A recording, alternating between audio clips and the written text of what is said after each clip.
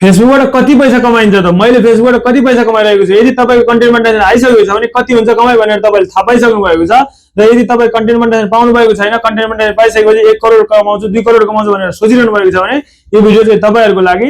आज भोलि मैले अथवा तपाईँले जुन सुकै साथीहरूले पनि धेरै कम पैसा कमाइरहनु भएको छ, 3 महिना 4 महिना पहिला अलिकति राम्रो थियो कमाइ भने आज भोलि चाहिँ कमाइ एकदम लो भएको छ। तपाईँको भ्युज 1 लाख 2 लाख 3 लाख भ्युज आयो भने बल्ल $1 $2 बन्ने हो।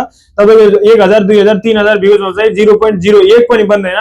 त्यही भएर तपाईँले करोड कमाउँछु भन्दा पनि तपाईँले चाहिँ भ्युज कसरी बढाउने, कसरी मेरो कन्टेन्टहरू भाइरल बनाउने अथवा मेरो फोटोमा भ्युजहरू लाइक कमेन्टहरू कसरी धेरै ल्याउने भनेर सोच्नुभयो भने तपाईँले चाहिँ ओरिजिनल भिडियोहरू ओरिजिनल फेसमा तपाईँले केही न केही सिकाउने कुराहरू अथवा केही न केही तपाईँले कमेन्ट गर्ने कुराहरू सिकाएर आफूलाई चिनेको बाहेक अरू मान्छेहरूले पनि लाइक गर्ने, अरू मान्छेहरूले पनि कमेन्ट गरेर भिडियोलाई शेयर गर्ने खालको भिडियोहरू बनाउनु भयो भने तपाईँले अलिकति पैसा कमाउन सक्नुहुन्छ। तपाईँको 1 लाख 2 लाख 3 लाख भ्युज आयो अथवा 10,000 15,000 20,000 भ्युज आयो भने हल्का कमाइ हुन्छ। तर मेरो तपाईँको जस्तो 2-4 हजार 5-10 हजार भ्युजमा पैसा कमाइ हुँदैन। त्यही भएर चाहिँ तपाईँले जति सकिन्छ ओरिजिनल भिडियो र राम्रो भिडियो बनाउने कोसिस गर्नु होला।